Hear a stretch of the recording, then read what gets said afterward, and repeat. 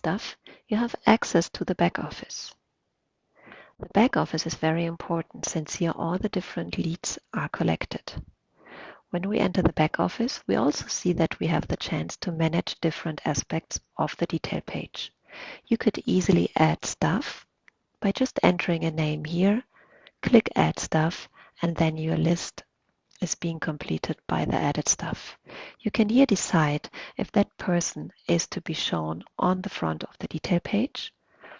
If you want to activate Standby for Expo Showroom, you can easily get into interaction by starting a chat, starting a call, or remove that stuff.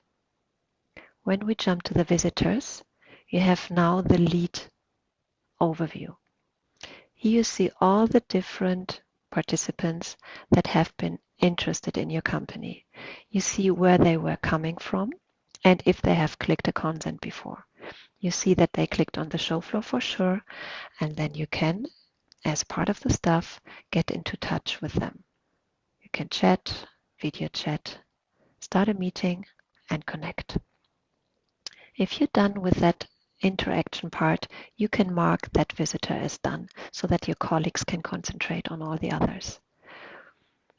You can also download a list so that you can then work on a list of all the different leads either after the show or during the show.